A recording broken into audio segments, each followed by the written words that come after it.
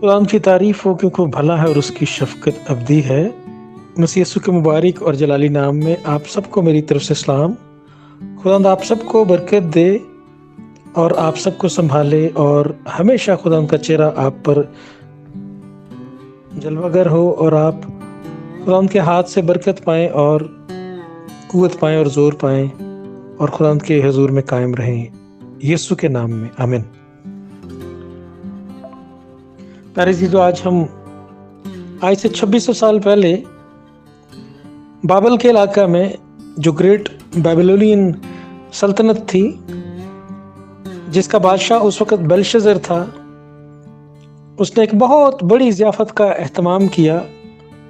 एक बहुत बड़ी पार्टी का उसने इंतज़ाम किया और उस पार्टी में उसने बहुत से लोगों को दावत दी, उन्होंने बुलाया। उस पार्टी में क्या हुआ, आइए उसका जिक्र सुनते हैं और उसमें से खुदा के कलाम की बातों को सीखते हैं और समझने की कोशिश करते हैं। इस बड़ी पार्टी और ज़ियाफ़त का जिक्र दानियल की किताब के 5वें बाब में मरकूम है और वहाँ पर लिखा है कि बेल्शज़र बादशाह ने अपने 1000 उमरा की बड़ी धूमधाम से ज़ियाफ़त की और उनके साथ मैं नोशी की। बेल्शज़र ने मैं से मसरूर होकर हुक्म किया कि सोने और चांदी के ज़रूफ जो नबूकदनेस्सर उसका बाप यरूशलेम की हैकल से निकाल लाया था लाएं, ताकि बादशाह और उसके उमरा और उसकी बीवियां और हर में उनमें से मैख्वारी करें। तब सोने के वो ज़रूफ जो हैकल से यानी खुदा के घर से जो यरूशलेम में है ले गए थे लाए, और बादशाह और उसके उमरा और उसकी बीवियों और हरमों ने उनमें मैं पी। उन्होंने मैं पी और सोने और चांदी और पीतल और लोहे और लकड़ी और पत्थर के बुतों की हम्द की। आमीन। मेरे प्यारे चीजों, बेल्शज़र बादशाह ने 1000 उमरा और वज़रा की दावत की। इतनी बड़ी दावत कि उसमें 1000 उसके अमीर और जो वजीर थे उनको उसने बुलाया, और ना सिर्फ उनको बुलाया बल्कि उसके साथ अपनी जो बीवियां थी और साथ साथ जो हरमें थी उनको भी बुलाया। अब याद रखें कि उस जमाना की जो ज़ियाफ़तें होती थी बादशाहों की, नॉर्मली उनकी ज़ियाफ़तों में औरतों की मौजूदगी नहीं होती थी, लेकिन चूंकि बेल्शज़र ने उसके दिल में जो प्लान था, जो गुरूर था, जो बड़ी मस्ती थी, उसका इजहार करने के लिए उसने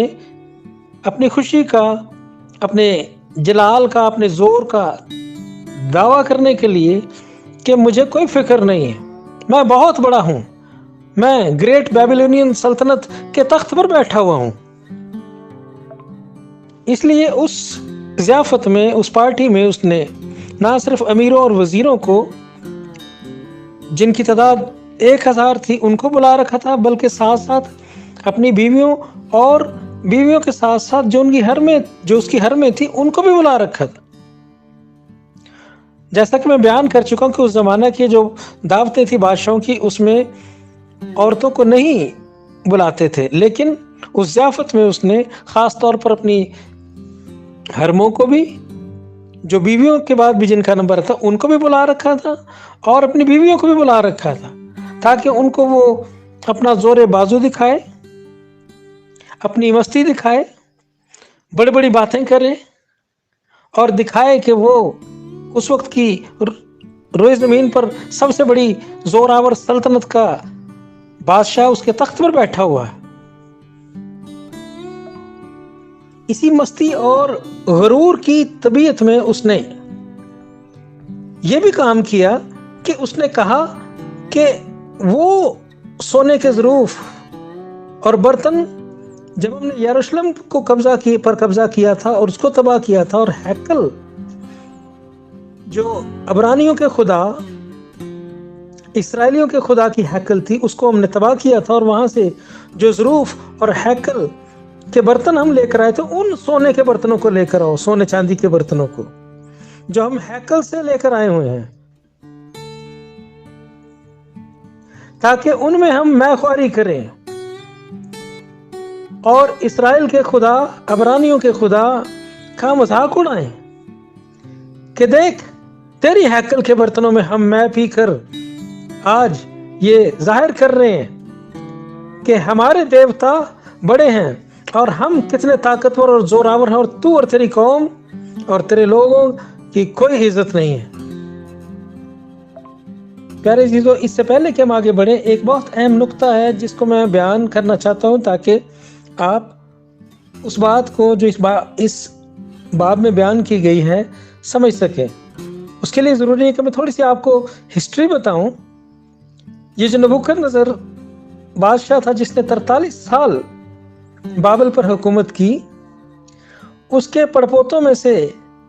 ایک شخص بیلشزر ہے جو اس وقت حاکم تھا جس نے یہ ضیافت کی تھی۔ یہاں پر لکھا ہے کہ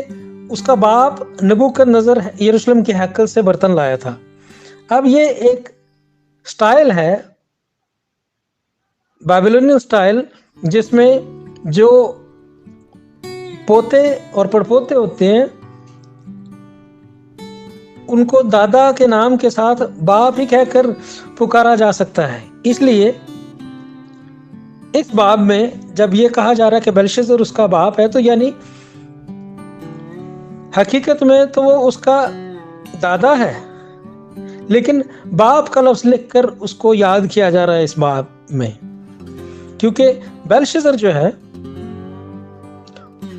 وہ نبوکدنضر کا بیٹا نہیں ہے۔ نبوکدنضر نے 43 سال بادشاہت کی تھی، اور اس کے بعد اویل مردوک، جس کا ذکر یرمیہ کی کتاب کے 52 باب میں 31ویں اور 34ویں آیت تک اگر آپ پڑھیں گے تو وہاں پر آیا، اس نے 2 سال بادشاہت کی، اور اس کو اس کے سالے نے قتل کیا جس کا نام نیر گل سرازر ہے، جس کو آپ یرمیہ کی کتاب اس کے 39ویں باب کی 30ویں آیت میں اس کا ذکر پڑھ سکتے ہیں۔ اس کا نام وہاں پر آیا ہے نیر گل سرازر کا، جس نے اویل مردوک کو، جس کا ذکر یرمیہ کی کتاب کے 52ویں باب کی 31ویں آیت میں آیا تھا، اس کو اس نے قتل کر دیا، اور پھر اویل مردوک کی جگہ نابونی دوس کو بادشاہ بنایا گیا۔ اور یہ جو نابونی دوس ہے، اس کا بیٹا تھا، بڑا بیٹا بیلشزر، جو اس وقت بادشاہ حد کے تخت پر بیٹھا ہوا تھا۔ کیوں کہ نابونی دوس جو تھا وہ کسی وجہ سے اپنی جگہ اپنے بیٹے کو قائم مقام، بڑے بیٹے کو قائم مقام بادشاہ بنا کر خود عرب کے علاقے میں جا کر بسا ہوا تھا۔ بعض ہسٹورینز کا خیال ہے کہ وہ شاید وہاں پر مادی فارسیوں کی کسی فوج سے مقابلہ کرنے کے لیے گیا ہوا تھا اس علاقہ میں، اور پیچھے بابل کے علاقہ میں اس وقت تخت پر امور سلطنت کو چلانے کے لیے وہ اپنے بیٹے بیلشزر کو تخت پر بٹھا کے گیا تھا، تاکہ وہ اس کے ساتھ کو کنگ بن جائے، یعنی مل کر وہ اس کے ساتھ تخت پر بیٹھے اور پیچھے بادشاہی کے نظام کو چلائے، جس کے دور میں یہ واقعہ ہوا، جس کا آج ذکر ہم پڑھ رہے ہیں، جو کہ دانیل کی کتاب کے 5ویں باب میں مرقوم ہے۔ اب یہ جو بیلشزر بادشاہ ہے، جو بابل کی سلطنت کا حاکم ہے اس وقت، اس کو اپنی سلطنت کا اس قدر غرور ہے، وہ سلطنت کے نشے اور اس کے زوراوری اور اس کی طاقت کے نشہ میں اس قدر مست ہے کہ وہ سمجھتا ہے کہ کوئی اس کی سلطنت کو شکست نہیں دے سکتا، کوئی بابل کو تباہ نہیں کر سکتا، کوئی بابل کے اندر نہیں آ سکتا، کیونکہ ہم نے اس سلطنت کو، اس شہر کو اس قدر مضبوط اور زبردست بنایا کہ کوئی ہمیں ہرا نہیں سکتا۔ کیونکہ جس وقت اس نے یہ ضیافت کا اہتمام کیا، اس وقت اس کا شہر چاروں طرف سے فوجوں نے گھیر رکھا ہے۔ کون سی فوجیں؟ جو مادی اور فارسی سلطنت کی فوجیں ہیں، انہوں نے بابل کو چاروں طرف سے گھیر رکھا ہے کافی عرصے سے، لیکن اس شخص کے دل میں اس قدر غرور ہے، طاقت کا نشہ ہے، کہ یہ اپنے عوام کو، اپنے لوگوں کو، اپنے امیروں اور وزیروں کو دکھانا چاہتا ہے کہ مجھے کوئی پرواہ نہیں کہ میرے شہر کو، میرے ملک کو فوجوں نے گھیر رکھا ہے، کیونکہ ہمیں ان کا ڈر نہیں ہے، خوف نہیں ہے، وہ ہمارے شہر کے اندر نہیں آ سکتے، کیونکہ ہم بہت مضبوط ہیں، ہمارا قلعہ، ہماری دیواریں بہت مضبوط ہیں۔ کون ہمارے دروازوں کو کھول سکتا ہے؟ کون ہماری دیواروں کو توڑ کر اندر آ سکتا ہے؟ ہاں، اس لیے ہم جشن منائیں گے۔ لیکن اسی مغروری کے عالم میں اس کے ذہن میں ایک شیطانی خیال آتا ہے کہ وہ اپنے امیروں، وزیروں، اپنی بیویوں اور اپنی حرموں کے سامنے ان ہیکل کے برتنوں کو لے کر آئے جو یروشلم سے لائے گئے ہیں، جو قادر مطلق خدا کی ہیکل کے ظروف ہیں، ان کو لائے اور ان میں میخواری کرے۔ نہ صرف خود میخواری کرے بلکہ اپنے وزیروں، امیروں کو بھی کہے کہ تم بھی انہی برتنوں میں میں پیو، اور ساتھ ہی اپنی بیویوں سے بھی کہے کہ تم بھی انہی میں میخواری کرو، اور ساتھ ہی ساتھ ان حرموں سے بھی کہے کہ تم بھی آج انہی برتنوں میں میں پی کر مزے لوٹو، اور دیکھو کہ ہم کتنے طاقتور ہیں، اور جن دیوتاؤں کی ہم پوجا کرتے ہیں وہ کس قدر زوراور ہیں کہ انہوں نے ہمیں اتنا طاقتور بنا دیا ہے۔ یہ جو بابل کا شہر تھا بہت شان و شوکت تھی اس کی، اور بہت خوبصورت بنا ہوا تھا، اور اس وقت کی یہ یقیناً سپر پاور سلطنت تھی۔ اور اس شہر کی جو دیوار تھی وہ 27 کلومیٹر تک لمبی تھی، اور اس کی جو دیواریں تھی ان کی چوڑائی 7 میٹر کی تھی، یعنی 7 میٹر کی لمبی جو چوڑی دیواریں ہوں ان کے اوپر آپ ٹرک چلا سکتے ہیں۔ اتنی چوڑی انہوں نے دیوار بنا رکھی تھی کہ جس کو توڑ کر کسی کا اندر آنا بہت ہی مشکل، تقریباً ناممکن ہوگا۔ اور یہ دیواریں جو 7 میٹر چوڑی بنائی گئی ہیں، اس وقت کی بہترین ٹیکنیک کو استعمال کیا گیا، اور ان دیواروں کی جو اونچائی تھی وہ 28 میٹر کی تھی اونچائی، یعنی 7 میٹر چوڑی اور 28 میٹر اونچی دیواریں تھی اس شہر کی، جس کو توڑ کر اس دور کے جو دشمن تھے ان کا اندر آنا تقریباً ناممکن تھا، کیونکہ ان کے پاس آج کے دور کی طرح کے بڑے بڑے بم اور اسلحہ نہیں تھا جس سے وہ ان دیواروں کو تباہ کر سکتے۔ اس لیے بادشاہ کا دل اپنے شہر کی مضبوطی اور اس کی قوت کی وجہ سے بڑا ہی نشے میں تھا۔ اور نہ صرف یہ کہ یہ دیواریں 7 میٹر جو چوڑی دیواریں اور 28 میٹر اونچی دیواریں، ان کے ساتھ ساتھ جو ٹاور تھے وہ بھی 30 میٹر اونچے بنا رکھے تھے، جن پر ان کے نگہبان کھڑے ہو کر ہر وقت دور دور تک دیکھتے رہتے تھے کہ کون آ رہا ہے، کون سی فوج ہم پر حملہ کرنے کے لیے آ رہی ہے۔ تو نگہبانوں کے لیے جو برج بنائے گئے تھے، ٹاورز بنائے گئے تھے ان دیواروں کے ساتھ، وہ 30 میٹر اونچے تھے، یعنی دیواروں سے بھی 2 میٹر اونچے، تاکہ وہ دور تک دیکھتے رہیں ہر وقت کہ کون شہر کی طرف بڑھ رہا ہے۔ اور اس شہر کے جو دروازے تھے وہ خاص طور پر کانسی کے بنائے گئے تھے، تاکہ کوئی بھی ان کو باہر سے توڑ کر اندر نہ آ سکے، بلکہ اگر کوئی اندر ہی سے ان دروازوں کو کھولے تو وہ شہر کے اندر آ سکتا ہے، ورنہ نہیں کسی کو اندر آنے کی اجازت۔ اور ان دروازوں کو کھولنا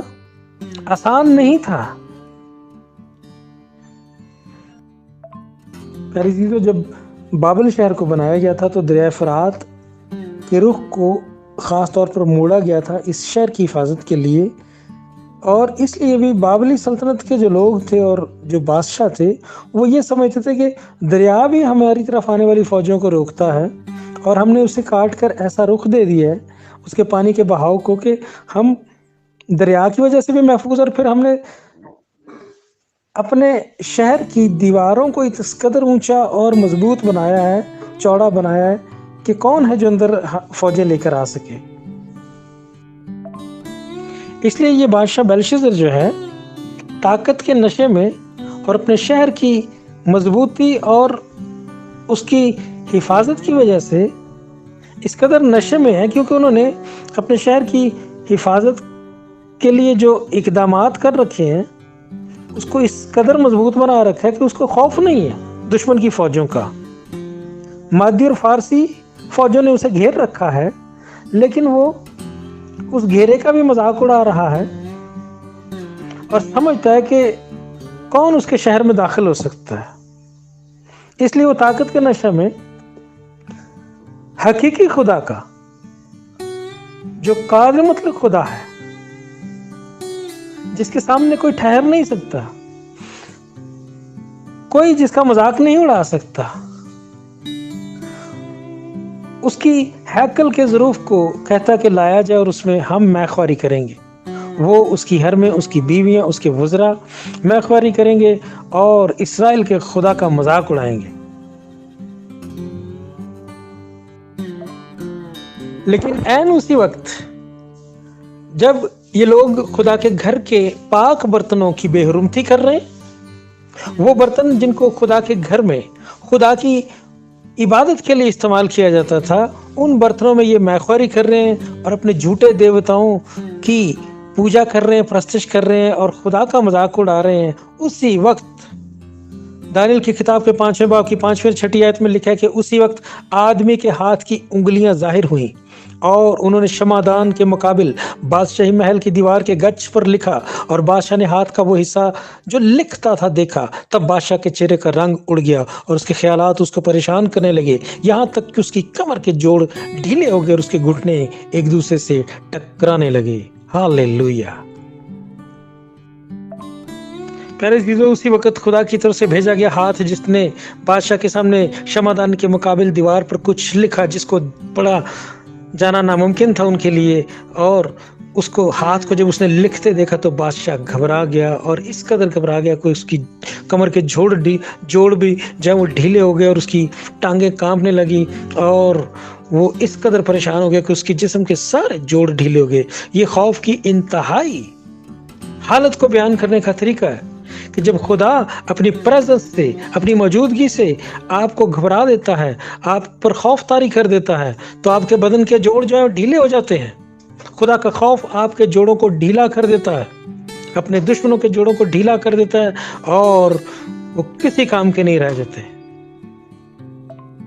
और इसी खौफ की आखिरी हद तक जाने के बाद बादशाह जो है वो परेशान है और अपने सारे नजूमियों और जादूगरों और फालगिरों को बुलाता है, साहिरों को बुलाता है कि आकर इस तहरीर को जो दीवार पर लिखी गई है पढ़कर बताओ कि इसका क्या मतलब है, ये क्या लिखा गया है, ये जो अचानक हाथ मेरे सामने जाहिर हुआ तो उसने क्या लिख दिया है, और क्यों उसी वक्त जब हम ये ज़ियाफत कर रहे हैं तो कोई भी इस लायक नहीं है कि वो खुदा की बात को समझ सके, क्योंकि खुदा की बात को सिर्फ खुदा के लोग ही जानते और समझते हैं। दूसरे लोग इस बात से हमेशा नावाकिफ रहते हैं। खुदा की मर्जी से, खुदा की बातों को सिर्फ खुदा ही के लोग जान सकते हैं। और जब बादशाह और उसके उमरा बहुत परेशान हो गए क्योंकि खुदा की प्रेजेंस ने, खुदा की तरफ से भेजे गए हाथ ने आकर उन सब को डरा दिया था और इस कदर सब पर खौफ तारी हो गया था और वापस में बातें कर रहे थे और उनके नजूमी और साहिर और फालगीर जो है कोई उस बात को समझ ना सकते थे। तो उसी वक्त जब इतना बड़ा वाकया हो गया तो बादशाह की बूढ़ी माँ, जिसको इस महफिल में, इस ज़ियाफत में बुलाया नहीं गया, जब उस तक ये खबर पहुंची कि ये हो गया है तो वो खुद ही महफिल में आ जाती है, क्योंकि उसके ज़हन में एक हल है। वो किसी ऐसे शख्स को जानती है जो इस तहरीर को पढ़ सके, जिसको बादशाह नहीं जानता, जिसको बादशाह बेलशस्सर ने भुला दिया हुआ है। फिर इसी बाब की 10वीं से 12वीं आयत में लिखा कि बादशाह और उसकी उम्र की बातें सुनकर बादशाह की वालिदा जशनगाह में आई और कहने लगी, बादशाह अब तक जीता रहे, तेरे ख्यालात तुझको परेशान ना करें और तेरा चेहरा मुतगय्यर ना हो। तेरी ममलकत में एक शख्स है जिसमें कदूस इलाहों की रूह है और तेरे बाप के आयाम में नूर और दानिश और हिकमत इलाहों की रूह,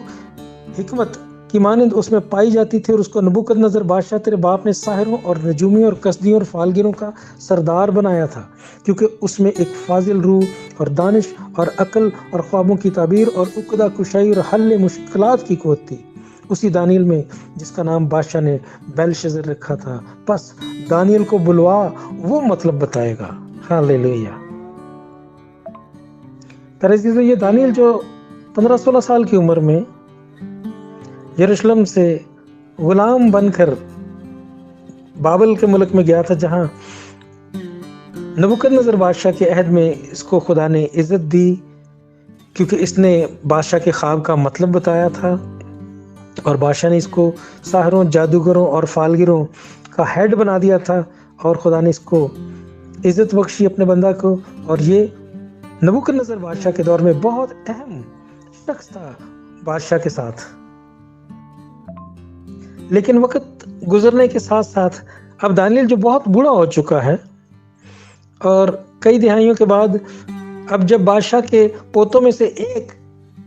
شخص جس کا نام بیلشزر ہے وہ بادشاہ ہے، جو دانیل کو نہیں جانتا، اور اس نے دانیل کو نظر انداز کیا ہوا ہے۔ وہ دانیل جو کبھی کسی زمانے میں بابلی سلطنت میں بہت اہم شخص ہوا کرتا تھا، آج کئی برسوں سے وہ نظر انداز کیا ہوا شخص ہے۔ لیکن اس خاص موقع پر بادشاہ کی بوڑھی ماں وہ اندر آ کر بادشاہ کو دانیل کے متعلق یاد کراتی ہے، اور دانیل کو دانیل کے نام سے یاد کرتی ہے، اور یہ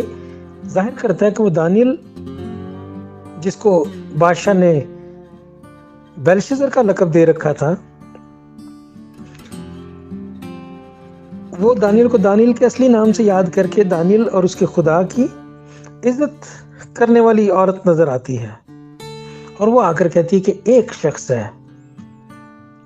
جو اس عبارت کو پڑھ سکتا ہے، جو کچھ دیوار پر اس خدا کی طرف سے بھیجے گئے ہاتھ نے دیوار پر آ کر تیرے سامنے لکھا ہے۔ اس شخص کو بلوا کہ کیونکہ اس میں الہی روح رہتی ہے،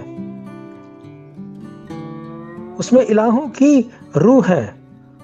اس میں نور کی روح ہے، اس میں دانش کی روح ہے، اس میں حکمت کی روح ہے۔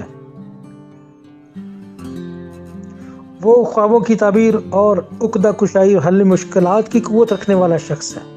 وہ اس عبارت کو پڑھ سکتا ہے، کیوں کہ اس کے خدا نے اسے یہ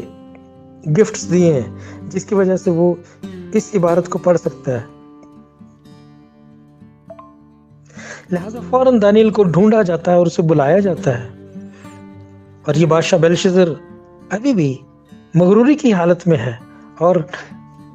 13ویں آیت میں لکھا ہے کہ وہ اس سے کہتا ہے دانیل سے، کیا تو وہی دانیل ہے جو یہودا کے اسیروں میں سے ہے، جن کو بادشاہ میرا باپ یہودا سے لایا تھا؟ یعنی دیکھیں، وہ دانیل کو بتا رہا ہے کہ ہم تو تمہیں غلام بنا کر لائے تھے، کیا تو انہی غلاموں میں سے ایک ہے جن کو میرا باپ غلام بنا کر لایا تھا؟ میں نے تیری بابت سنا ہے کہ تجھ میں الہوں کی روح ہے، تجھ میں کامل حکمت ہے، تو کیا تو یہ پڑھ سکتا ہے؟ اگر تو یہ پڑھے گا تو میں تجھے سلطنت میں تیسرے درجے کا حاکم بناؤں گا، اور تجھے ارغوانی خلعت پہنایا جائے گا، اور تیری گردن میں زرین توق ڈالا جائے گا۔ اب یہاں پر جو میں نے شروع میں آپ کو ہسٹری بتائی تھی، وہ اسی وجہ سے بتائی تھی تاکہ آپ اس بات کو سمجھ سکیں۔ اسی باب کی 16ویں آیت میں جب بیلشزر دانیل سے کہتا ہے کہ اگر تو اس نوشتہ کو پڑھے اور اس کا مطلب مجھ سے بیان کرے تو ارغوانی خلعت پائے گا، اور تیری گردن میں زرین توق پہنایا جائے گا، اور تو مملکت میں تیسرے درجے کا حاکم ہوگا۔ کیوں وہ تیسرے درجے کا حاکم کہتا ہے؟ کیونکہ حقیقت میں وہ خود کو بادشاہ ہے، قائم مقام بادشاہ ہے۔ اس کا باپ نابونیدوس جو عرب کے علاقے میں اس وقت موجود ہے، اصل بادشاہ وہ ہے، پہلے نمبر کا بادشاہ وہ ہے، اور بیلشزر جو ہے وہ خود دوسرے نمبر کا بادشاہ ہے۔ اس لیے وہ کہہ رہا ہے کہ اگر تو نے یہ عبارت پڑھ کر اس کا مطلب مجھے بتایا تو تجھے تیسرے درجے کا حاکم بنایا جائے گا۔ اب یہاں پر بوڑھا دانیل نبی بادشاہ کے انعام و اکرام کو لینے کی اس کے اندر کوئی لالچ نہیں ہے، اور وہ بادشاہ کو کہتا ہے کہ تو اپنا انعام و اکرام اپنے ہی پاس رکھ، مجھے ان چیزوں کی کوئی ضرورت نہیں ہے، لیکن میں پھر بھی مفت میں اس عبارت کو تیرے لیے پڑھوں گا تاکہ تجھے خدا کی بات بتا سکوں، تاکہ تجھے خدا کا پیغام سنا سکوں، تاکہ تو خدا کی قدرت کو جانے، تاکہ جس خدا کی تو نے بے حرمتی کی ہے، جس کے گھر کے ظروف میں کو تو نے بے حرمت کی ہے، تجھے اس کی بات کا پتہ چلے کہ وہ کس قدر غیور خدا ہے، طاقتور خدا ہے، جو سب کچھ کر سکتا ہے، جو تجھے سزا دینے کی طاقت رکھتا ہے اور تیرے شہر کو تباہ و برباد کر دینے کی طاقت رکھتا ہے۔ اس کا پیغام میں تجھے خود پڑھ کر سناؤں گا، فکر نہ کر، مجھے تیرے انعام و کرام کی کوئی ضرورت نہیں ہے۔ پیارے عزیزو، اسی دانیل نبی نے کچھ دہائیاں پہلے بیلشزر کے باپ دادا میں سے جو نبوکدنضر بادشاہ تھا، اس کو خدا کی طرف سے ایک بری خبر سنائی تھی، جس کا ذکر ہم چوتھے باب میں پڑھتے ہیں، اور خاص طور پر 19ویں آیت میں، جب بادشاہ نے خواب دیکھا، اور تو اس وقت بھی خواب کی تعبیر جو ہے دانیل نبی نے ہی آ کر اسے بتائی تھی کہ تیرے دل میں نبوکدنضر غرور سما گیا ہے، اس لیے تجھے گورخر بنا دیا جائے گا، تجھے جانوروں کی طرح، حیوانوں کی طرح بھیج دیا جائے گا جنگلوں میں، اور تو وہاں گھاس کھائے گا۔ لہذا دانیل پھر بیلشزر کو اس نبوکدنضر کے وقت کا وہ واقعہ یاد دلاتا ہے کہ جب نبوکدنضر نے غرور کیا تھا خدا کے سامنے کہ یہ جو بابلی سلطنت ہے، اس نے اپنی قدرت سے، اپنی عقل اور دانائی سے، اپنے ہاتھ کے طاقت سے خود بنا لی ہے، لیکن جانتا نہیں کہ اس سب کے پیچھے خدا کی مرضی شامل ہے۔ خدا نے ایسا ہونے دیا، خدا نے اس کو یہ سب بنانے میں اس کی مدد کی ہے، تو خدا نے اسے اس کے غرور کا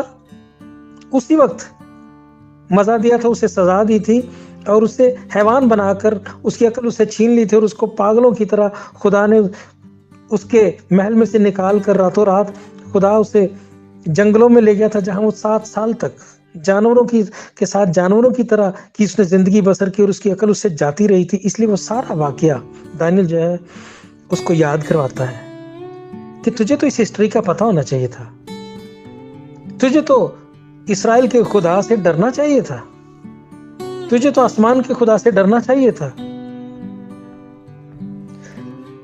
لیکن تو نے ایسا نہیں کیا۔ اور پھر دانیل 18ویں آیت سے لے کر اگر آپ پڑھیں گے 21ویں آیت تک، تو وہاں وہ 20ویں آیت میں کہتا ہے کہ لیکن جب اس کی طبیعت میں، یعنی نبوکدنضر کی طبیعت میں گھمنڈ سمایا، اور اس کا دل غرور سے سخت ہو گیا، اور وہ تخت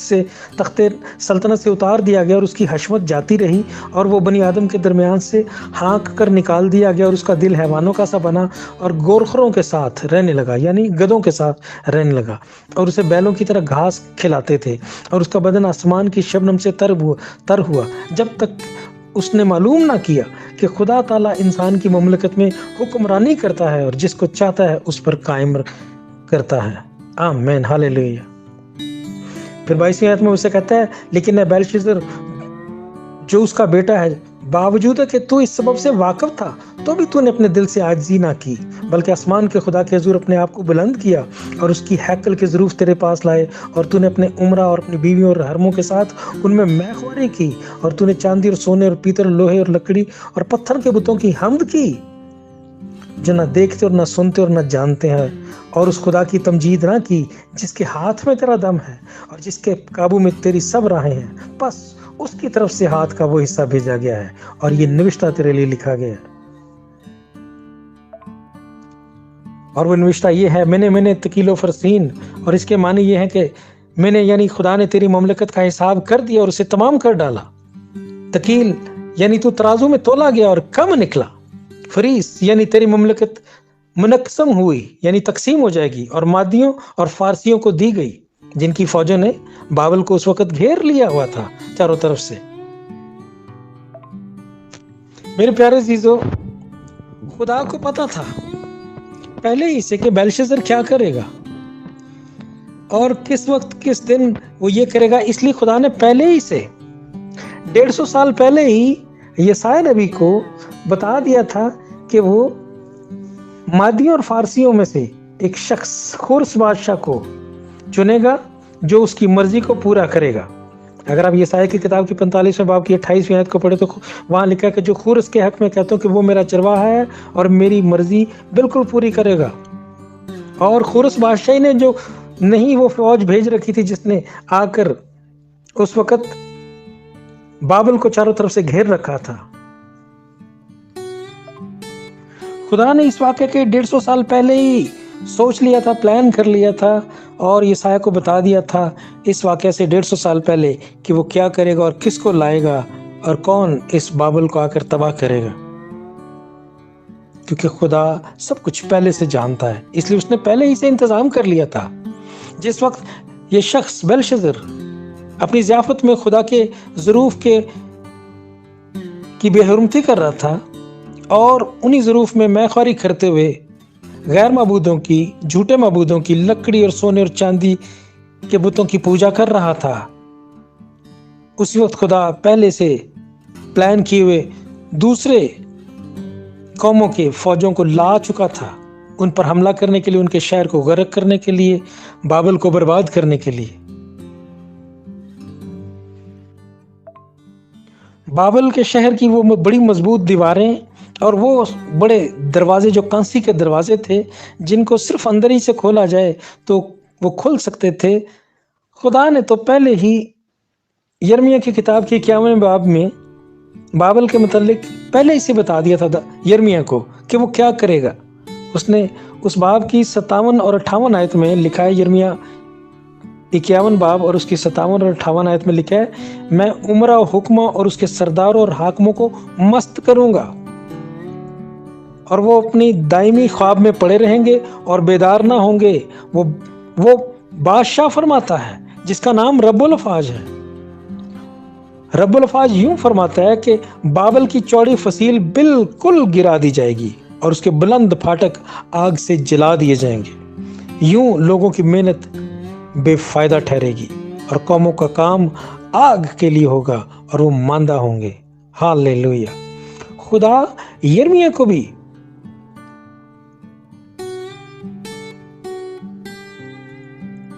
کئی دہائیوں پہلے بتا چکا تھا۔ ابھی جب بابلی قوم بن اسرائیل کو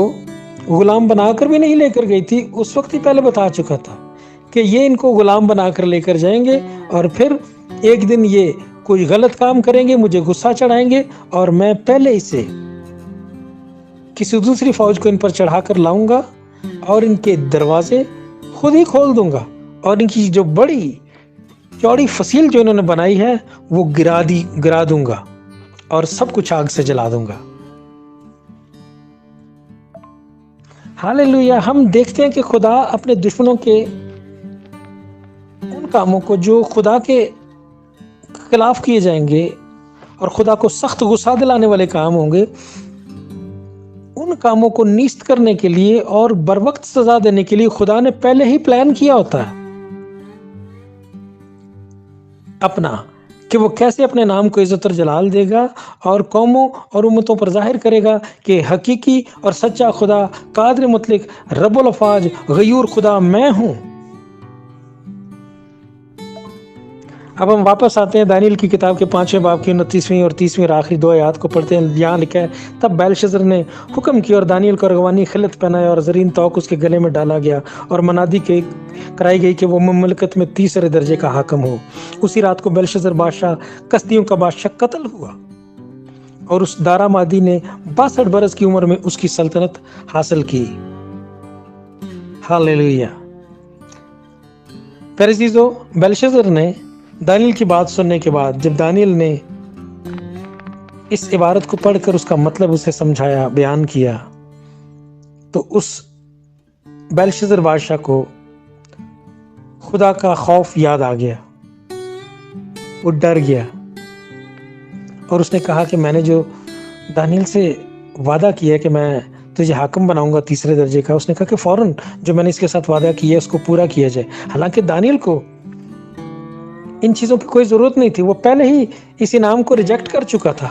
اس نے کہہ دیا تھا کہ مجھے تیرے انعام کی کوئی ضرورت نہیں ہے، میں پھر بھی انعام حاصل کیے بغیر ہی اس عبارت کو تیرے لیے پڑھوں گا۔ لیکن بادشاہ کو حکم تھا، اس نے فوراً دانیل کو تیسرے درجے کا حاکم بنا کر فوراً منادی کرائی اور اس کے گلے میں زرین توق ڈالا اور اس کو وہ ارغوانی خلعت یعنی پرپل کلر کا جو بادشاہی ڈریس ہے وہ پہنایا گیا اور فوراً پورے شہر میں منادی کرائی گئی کہ دانیل تیسرے درجے کا بادشاہ ہے۔ لیکن دانیل کا یہ جو سٹیٹس تھا یہ صرف چند گھنٹوں کے لیے تھا، کیونکہ اسی رات کو خدا نے پلان کیا ہوا تھا، خدا کی مرضی تھی۔ اسی رات کو مادی فارسیوں کی فوج نے خدا کی قدرت کے سبب سے خدا نے ایسا کیا کہ وہ دروازے خود ہی کھل گئے اور وہ فوجیں شہر میں داخل ہوئیں اور انہوں نے اس کی فصیلوں کو بھی توڑ دیا، آگ سے جلا دیا اور شہر پر آسانی سے قبضہ کر لیا۔ کیوں؟ کہ بابلی فوج اور بابلی بادشاہ کی کوئی تیاری نہیں تھی۔ وہ تو اپنے غرور میں، طاقت کے نشہ میں، اپنے شہر کی جو حفاظتی دیوار تھی اس کی وجہ سے اس قدر وہ اپنے خیالوں میں گم تھے کہ ہمارے خلاف تو فوج اندر آ ہی نہیں سکتی۔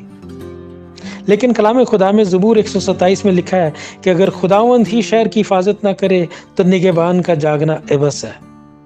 کون سی دیوار ایسی ہے کہ جس کو خدا نہیں گرا سکتا؟ کون سا قلعہ ایسا مضبوط ہے جس کے اندر خدا نہیں جا سکتا؟ وہ سب کچھ کرنے پر قادر ہے۔ وہ اپنے دشمنوں کو ملیہ میٹ کرنے، ان کے غرور کا جواب دینے اور غیر معبودوں کی پرستش کرنے والوں کو سزا دینے پر قادر ہے۔ کوئی نہیں جو خدا کا مذاق اڑا سکے۔ جس نے بھی یہ کیا ہے وہ ہمیشہ برباد ہوا ہے، اور خداوند نے ہمیشہ اپنے نام کو عزت اور جلال دیا ہے کیونکہ وہ غیور خدا ہے۔ لہذا پیارے عزیزو، اس واقعہ سے ہم جو چیزیں سیکھتے ہیں وہ یہ ہے کہ کوئی نہیں جو ہمارے خدا کا مذاق اڑا سکے،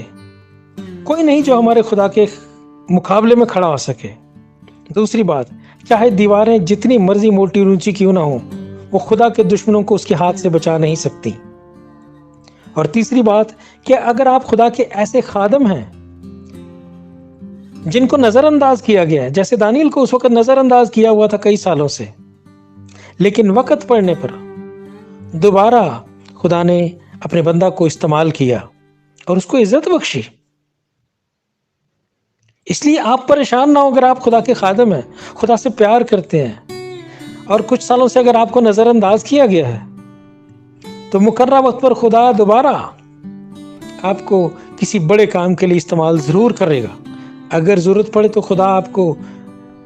بڑے کام کے لیے استعمال کرے گا۔ پیارے عزیزو، یہی دانیل جس کو کچھ دہائیوں سے نظر انداز کیا گیا تھا،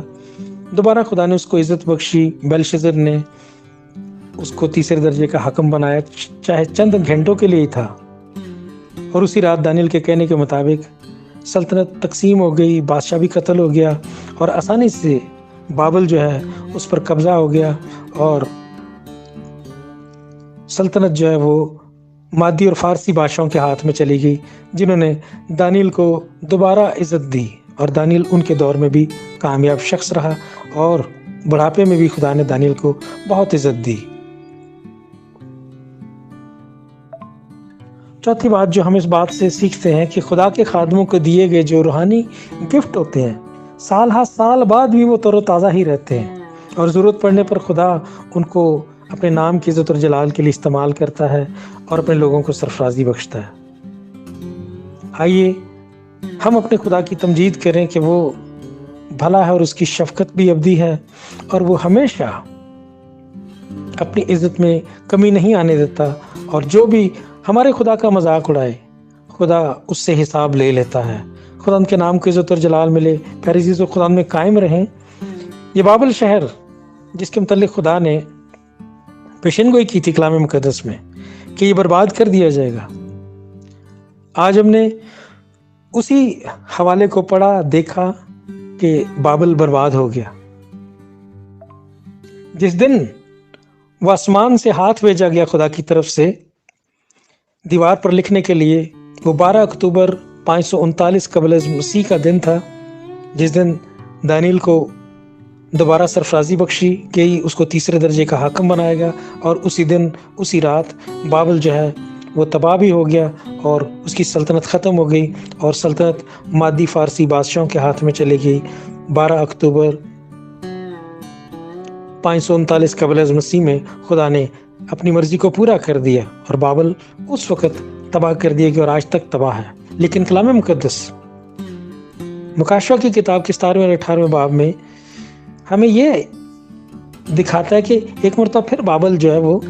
دوبارہ تعمیر کیا جائے گا جب مخالف مسیح کا دور ہوگا، اور اس کے بعد ایک مرتبہ پھر خدا اس کو ہمیشہ کے لیے برباد کر دے گا۔ اور کلام خدا بار بار اپنے لوگوں کو اس لیے بتاتا ہے کہ بابل میں سے نکل آؤ۔ یہ بابلی روح جو ہے یہ تمام روئے زمین پر پھیل چکی، جہاں سے تمام غلط تعلیمات دنیا میں پھیلی تھی۔ اس لیے عزیزو یاد رکھیں کہ ہمارا خدا وہ ہے جو اپنی مرضی کو پورا کرتا ہے، اور اس کی باتیں ہمیشہ پوری ہوتی رہیں گی۔ خدا آپ سب کو بہت برکت دے۔ God bless you all.